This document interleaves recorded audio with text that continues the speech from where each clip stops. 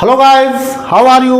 मैं भूपेंद्र सिंह। आज की क्लास में हम आपके लिए लेकर आए हैं पार्ट्स ऑफ स्पीच के अगले क्रम में हम बात करेंगे आज टाइप्स ऑफ प्रोनाउन की, या प्रोनाउन कितने प्रकार के होते हैं ये हम पिछली क्लास में पढ़ चुके हैं, और जिनमें से इंडेफिनिट प्रोनाउन तक आप पिछली क्लास में स्टडी कर चुके हैं। आज हम बात करेंगे रिलेटिव प्रोनाउन की। आज की क्लास में हम बात करेंगे रिलेटिव प्रोनाउन की। तो आइए देखते हैं कि रिलेटिव प्रोनाउन आखिर होते क्या हैं। तो रिलेटिव प्रोनाउन का अर्थ होता है संबंधवाचक सर्वनाम। एक ऐसा सर्वनाम या एक ऐसा प्रोनाउन जो एक का दूसरे के साथ संबंध बताए, उसे हम कहते हैं रिलेटिव प्रोनाउन। तो यहां पर सबसे पहले हम जान लेते हैं डेफिनेशन की। रिलेटिव प्रोनाउन की डेफिनेशन क्या होती है, रिलेटिव प्रोनाउन कहते किसे हैं? जो प्रोनाउन दो वाक्यों को जोड़ता है, मतलब रिलेटिव प्रोनाउन उसे कहते हैं कि एक ऐसा प्रोनाउन जो दो वाक्यों को आपस में कनेक्ट करता हो। तो जो प्रोनाउन दो वाक्यों को जोड़ता है तथा अपने से पहले आए हुए नाउन से संबंध प्रकट करता है, उसे रिलेटिव प्रोनाउन कहते हैं, या वो रिलेटिव प्रोनाउन कहलाता है।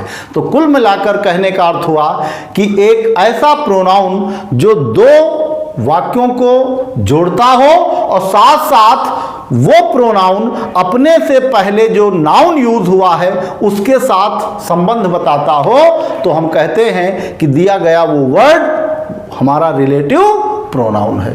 तो जो प्रोनाउन दो वाक्यों को जोड़ता, मतलब दो कंडीशन अप्लाई होंगी तब आप कह सकते हैं कि ये वर्ड क्या है, रिलेटिव प्रोनाउन। क्या कि एक तो उस रिलेटिव प्रोनाउन को दो सेंटेंस को आपस में जोड़ना चाहिए, या उस प्रोनाउन से दो वर्ड आपस में जुड़ने चाहिए, या आप कह लो दो सेंटेंस आपस में जुड़ने चाहिए। दूसरी बात कि तथा अपने से पहले आए हुए, वो जो आप रिलेटिव प्रोनाउन यूज कर रहे हैं वो अपने से पहले जो नाउन यूज हुआ है उस नाउन से संबंध प्रकट करता हुआ होना चाहिए।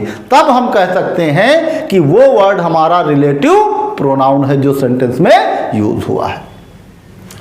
तो एक चीज देख लेते हैं कि रिलेटिव प्रोनाउन जिस नाउन से संबंध प्रकट करता, दिए गए सेंटेंस में जो रिलेटिव प्रोनाउन है वो रिलेटिव प्रोनाउन जिस भी नाउन से संबंध बताएगा या जिस भी नाउन से अपना रिलेशन बताएगा, उस नाउन को, उस संबंध बताने वाले नाउन को एंटीसीडेंट या पूर्वगामी शब्द कहते हैं, जिसे हम एग्जाम्पल के माध्यम से ठीक से समझ पाएंगे। तो आइए एग्जाम्पल देख लेते हैं जिससे कि आप क्लियर कर पाएं। मान लीजिए एग्जाम्पल दिया हुआ है, this is the book. Sentence मान लीजिए दिया हुआ है, this is the book, this is the book, this is the book, this is the book which I bought last year। ये वो पुस्तक है जिसे मैंने पिछले साल खरीदी थी। तो यहां पे हम पाते हैं कि दिस इज द बुक, दो और which जो है ये दो वाक्यों को जोड़ता। एक वाक्य है दिस इज द बुक और दूसरा वाक्य है आई बॉट लास्ट ईयर, मैंने पिछले साल खरीदा था। दो सेंटेंस है यहां पे।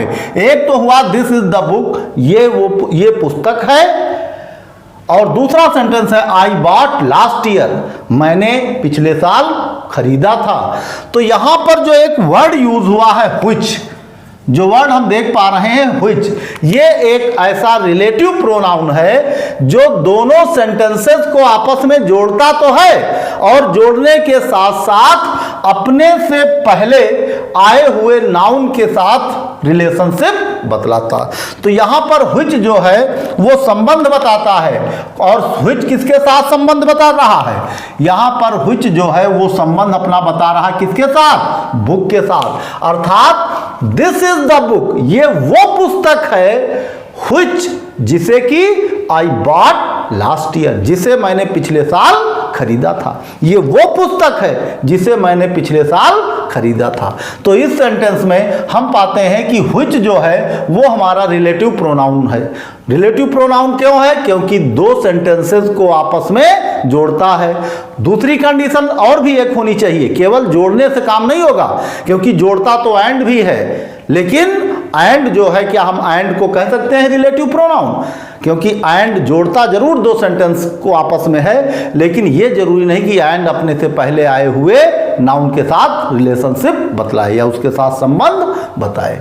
तो यहां व्हिच जो वर्ड यूज हुआ है रिलेटिव प्रोनाउन, ये व्हिच दो वर्ड या दो सेंटेंसेस को आपस में जोड़ता तो है, लेकिन इसके साथ साथ पहले आए हुए नाउन, अर्थात पहले सेंटेंस में कौन सा नाउन यूज हुआ है?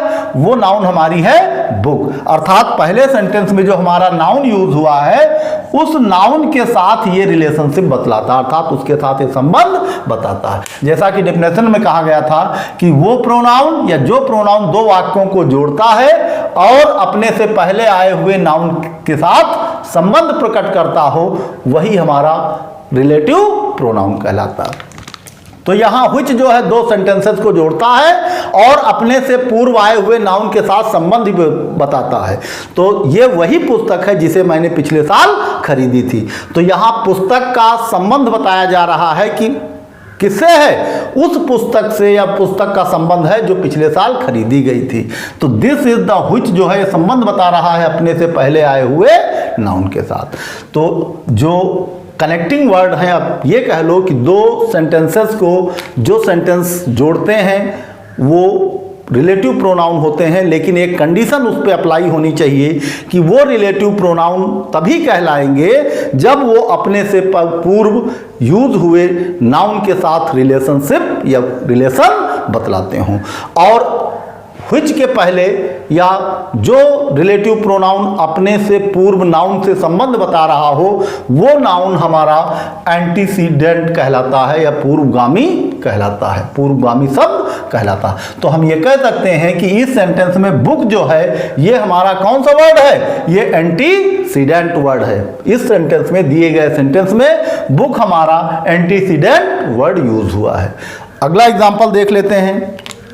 मान लीजिए सेंटेंस है the beggar whom you saw, the beggar whom you saw, वो बेगर, वो भिखारी जिसे तुमने देखा, इज ब्लाइंड, क्या है? इज ब्लाइंड, वो क्या है? अंधा है। The beggar whom you saw, वो भिखारी whom you saw, जिसे तुमने देखा, इज ब्लाइंड, वो क्या है? अंधा है। तो यहां पर हम पाते हैं कि एक whom वर्ड जो यूज हुआ है, ये whom हमारा क्या है? Relative pronoun. और क्यों रिलेटिव प्रोनाउन है? क्योंकि ये दो वर्ड्स द बेगर यू सा और द बेगर इज ब्लाइंड, ये दो वर्ड्स को आपस में जोड़ता। कौन से दो वर्ड को? एक की उस भिखारी को जिसे तुमने देखा, और वो भिखारी अंधा है। इन दो सेंटेंसेस को आपस में जोड़ता है वर्ड, और वो वर्ड कौन सा है? whom। तो द बेगर, वो भिखारी, whom जिसे, यू सा जिसे तुमने देखा, इज ब्लाइंड, क्या है? वो अंधा है।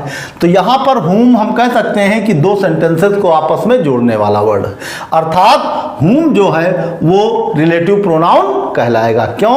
क्योंकि ये दो सेंटेंसेस को जोड़ता तो है और इसके साथ साथ अपने से पूर्व आए हुए नाउन के साथ रिलेशन भी बताता।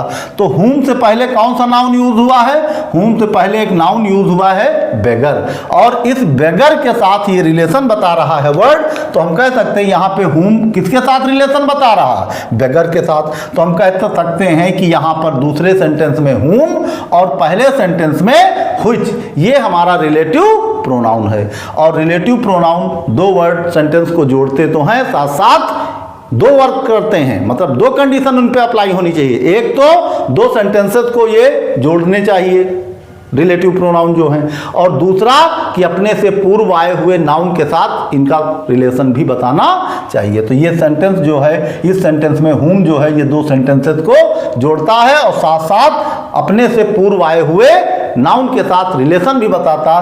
तो पहले सेंटेंस में हम कह सकते हैं कि बुक हमारा एंटीसीडेंट वर्ड है और दूसरे में बेगर जो है वो हमारा एंटीसीडेंट वर्ड यूज हुआ है। तो इस तरह यहाँ पर दोनों सेंटेंसेस में दो रिलेटिव प्रोनाउन वर्ड यूज हुए हैं, जिनमें एक है व्हिच और दूसरा है whom।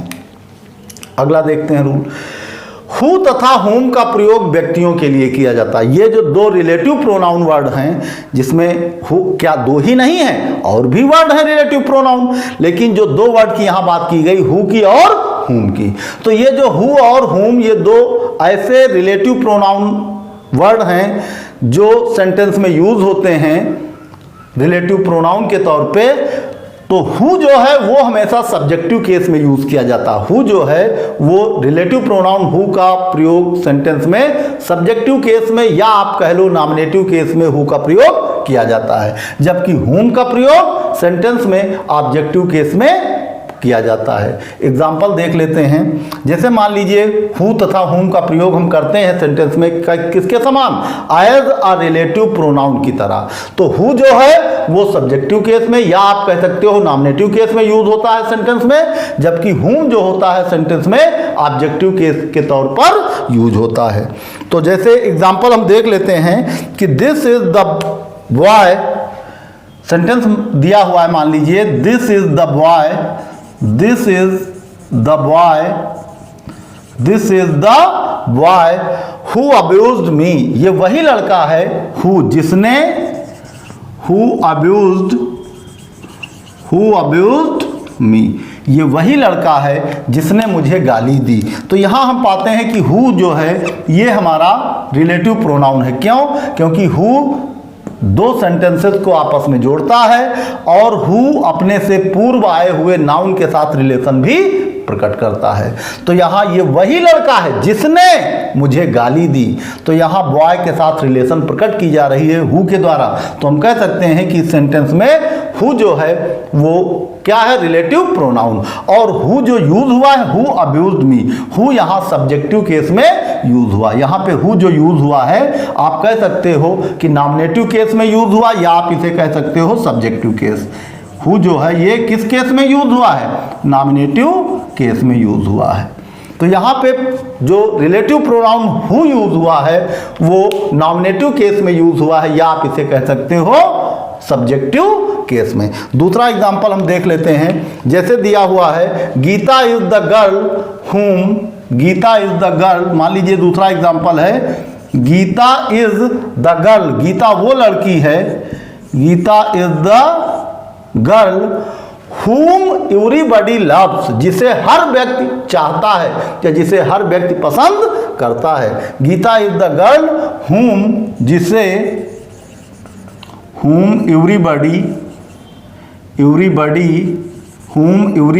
loves, जिसे हर व्यक्ति चाहता है या प्रेम करता है।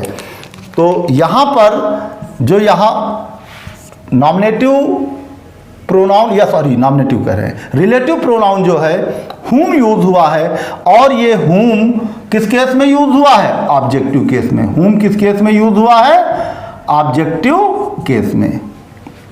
Geeta is the girl whom, Geeta वो लड़की है जिसे प्रत्येक व्यक्ति चाहता है। यहाँ पे सब्जेक्ट क्या है, गीता है। तो whom यहाँ भी रिलेशन बता रहा है किसके साथ, पहले सेंटेंस में आप देखते हैं कि who जो है रिलेटिव प्रोनाउन है और वो अपने से पूर्व आए हुए बॉय के साथ रिलेशन बता रहा। तो रिलेटिव प्रोनाउन की कंडीशन यही है कि दो सेंटेंसेस को जोड़ना चाहिए, साथ साथ अपने से पूर्व आए हुए नाउन के साथ रिलेशन प्रकट करता हुआ होना चाहिए। तो दूसरे सेंटेंस में हम देख पा रहे हैं कि Geeta is the girl, Geeta वो लड़की है whom, जिसे एवरीबॉडी लव्स, जिसे हर व्यक्ति चाहता। तो यहाँ whom हम पाते हैं कि whom हमारा रिलेटिव प्रोनाउन है और जो अपने से पूर्व अर्थात अपने से पहले यूज हुए नाउन के साथ रिलेशन बतला रहा। तो whom किसकी रिलेशन, whom के साथ किसकी रिलेशन बतलाई जा रही सेंटेंस में, whom रिलेशन बतला रहा किसके साथ, गर्ल, या whom किसकी रिलेशन बता रहा, गर्ल के साथ whom रिलेशन बतला रहा है, प्रकट कर रहा।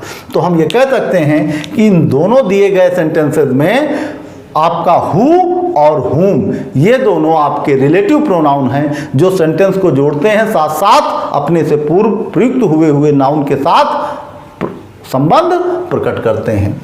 अगला सेंटेंस देखते हैं कि जैसे दिया गया है कि which का प्रयोग, अब दो who और whom, दो ऐसे रिलेटिव प्रोनाउन वर्ड है who और whom जिनका प्रयोग हमने जान लिया कि रिलेटिव प्रोनाउन who का यूज कैसे होता है, whom का यूज कैसे होता है। अब बात करेंगे हम which की। एक और चीज, बच्चे कंफ्यूजन में रहते हैं कि ये जो क्वेश्चन वर्ड हैं इनको हम इंट्रोगेटिव प्रोनाउन के रूप में भी तो देख चुके हैं, लेकिन अब बच्चों के मन में एक कंफ्यूजन आता कि यही वर्ड वहां यूज होते थे, वही वर्ड यहां भी यूज हो रहे हैं, तो वहां इसको इंट्रोगेटिव प्रोनाउन कहा गया, यहां इसको रिलेटिव प्रोनाउन कहा गया। तो बेटा ये क्वेश्चन वर्ड जो यूज हैं वहां पे as a question word use होते हैं, सेंटेंस की शुरुआत में यूज किए जाते हैं, तो इनका वहां यूज होता है इंट्रोगेटिव प्रोनाउन के तौर पे, क्योंकि ये वर्ड वहां क्वेश्चन पूछने के काम आते हैं या क्वेश्चन पूछे जाते हैं। यहां पे ये वर्ड सेंटेंस की शुरुआत में ना होकर के सेंटेंस के बीच में यूज होते हैं, और ये वर्ड क्वेश्चन पूछने के लिए यूज नहीं होते, बल्कि ये क्वेश्चन पूछने के लिए ना होकर के बल्कि दिए गए दो सेंटेंसेस को आपस में मिलाने के लिए यूज होते हैं, और ये अपने से पूर्व यूज हुए नाउन के साथ रिलेशन बतलाने के लिए यूज होते हैं, इसलिए इनको कहा गया है रिलेटिव प्रोनाउन। अगला रूल देख लेते हैं, which का प्रयोग छोटे पशु-पक्षी तथा निर्जीव दोनों के लिए किया जाता है। जैसे आपने देखा कि who और whom ये दो ऐसे रिलेटिव प्रोनाउन हैं जिनका यूज हम प्रॉपरली व्यक्तियों के लिए करते हैं, जबकि which जो है इसका प्रयोग हम छोटे जीव जंतुओं कह लो या छोटे पशु पक्षियों तथा निर्जीव वस्तुओं के लिए किया जाता है। तो जैसे एग्जांपल हम देख लेते हैं कि द बुक एग्जांपल है, मान लीजिए द बुक which वो पुस्तक which I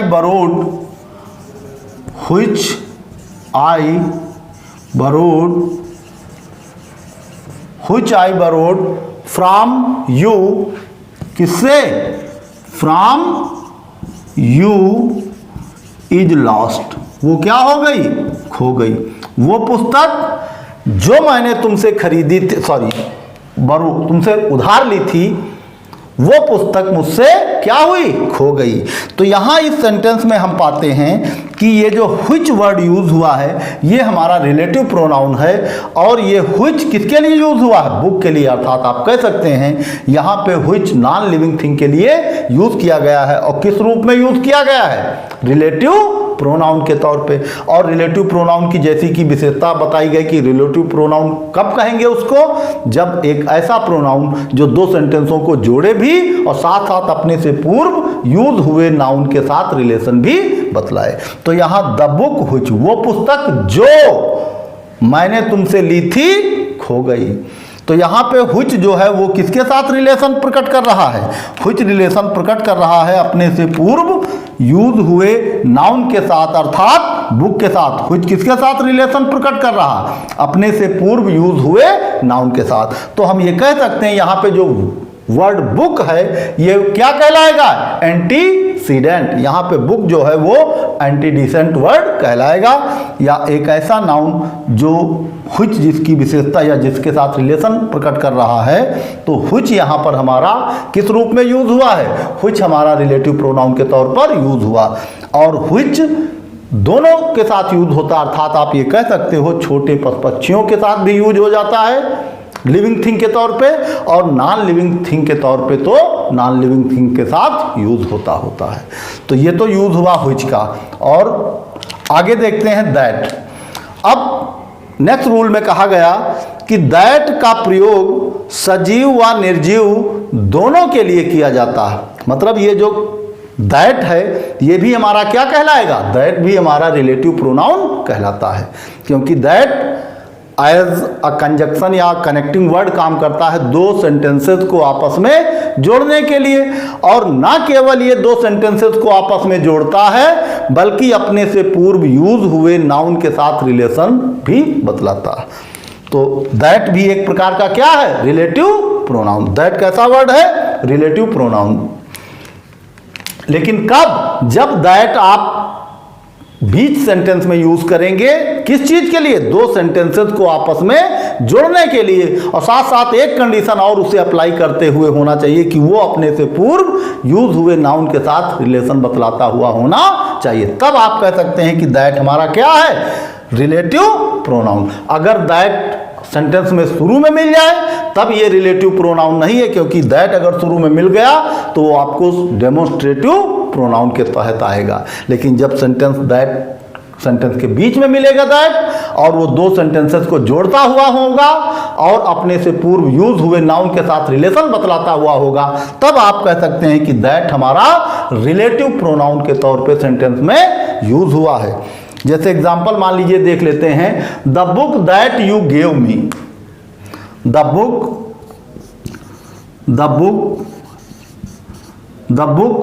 that you gave मी, वो पुस्तक दैट यू गेव मी, वो पुस्तक जो तुमने मुझे दी। That you gave me, the book that you gave me is very useful. Is very useful, वो पुस्तक जो तुमने मुझे दी। द बुक दैट, यहां पे हम पाते हैं कि दैट जो है ये हमारा रिलेटिव प्रोनाउन है। क्यों? क्योंकि ये दैट हमारे दो सेंटेंसेस को आपस में जोड़ता है। The book you gave me is very useful, अर्थात यहां पे दो सेंटेंस है। The book is very useful, the book मतलब you gave me a book, the book is very useful, ये दो सेंटेंस है। इन दो सेंटेंसेस को आपस में जोड़ा गया है। तो ये जो दैट है ये रिलेटिव प्रोनाउन है और रिलेटिव प्रोनाउन के तौर पे सेंटेंस में यूज किया गया है, और इसका काम है दो सेंटेंसेस को आपस में जोड़ना और साथ साथ अपने से पूर्व यूज हुए नाउन के साथ रिलेशन प्रकट करना। तो यहाँ पे दैट जो है ये हमारा रिलेटिव प्रोनाउन के तौर पे यूज हुआ है इसका, और ये दो सेंटेंसेस को जोड़ता है और साथ साथ जोड़ने के साथ साथ अपने से पूर्व यूज हुए नाउन के साथ ये रिलेशन बतलाता है, अर्थात प्रकट करता है रिलेशन। तो दैट जो है किसके साथ रिलेशन प्रकट कर रहा है? बुक के साथ, अपने से पूर्व यूज हुए नाउन के साथ। अगला एग्जांपल देख लीजिए, और एक एग्जांपल, जैसे सेंटेंस दिया हुआ है कि ही दैट इज कंटेंटेड, वो व्यक्ति जो संतुष्ट है, is rich. The he that, मान लीजिए एग्जांपल दिया है ही दैट, वो जो, he that is contented, he that is contented, जो कंटेंट है अर्थात संतुष्ट है, is rich। यहां पे हम देख पा रहे हैं he that is contented, वो व्यक्ति जो कंटेंटेड है अर्थात जो संतुष्ट है, is rich, वो व्यक्ति अमीर है। और अगर संतुष्ट नहीं है तो चाहे जितना धन भरा हो, चाहे जितना दौलत हो, संपदा हो, फिर वो रिच नहीं कहला सकता, क्योंकि उसकी आत्मा तृप्त है ही नहीं। तो वो व्यक्ति ही दैट इज कंटेंटेड, जो संतुष्ट है, जितना उसके पास है यदि उससे वो संतुष्ट है तो उसे ही हम क्या बोलते हैं? रिच। तो यहां हम पाते हैं दैट, यहां पे दैट जो है ये दो सेंटेंसेस को आपस में जोड़ता है, और ये दैट जो है ये रिलेटिव प्रोनाउन की तरह यूज हुआ है, और ये अपने से पूर्व जो ही है अर्थात प्रोनाउन, उसके साथ रिलेशन बता रहा है कि ही दैट, वो जो संतुष्ट है वो अमीर है। तो ये रिलेटिव प्रोनाउन अपने से पूर्व यूज हुए प्रोनाउन के साथ यहाँ पे क्या बतला रहा? रिलेशन प्रकट करा। तो हम कह सकते हैं कि यहाँ पर दैट जो है ये किस रूप में यूज हुआ है? दिए गए सेंटेंस में that as a relative pronoun के तौर पे यूज हुआ है, जो दो सेंटेंसेस को आपस में जोड़ता है, साथ साथ अपने से पूर्व यूज हुए नाउन या प्रोनाउन के साथ अपना संबंध प्रकट करता है। तो ये तो बात हुई रिलेटिव प्रोनाउन की। तो हम आशा करते हैं कि रिलेटिव प्रोनाउन आपको समझ में आए होंगे।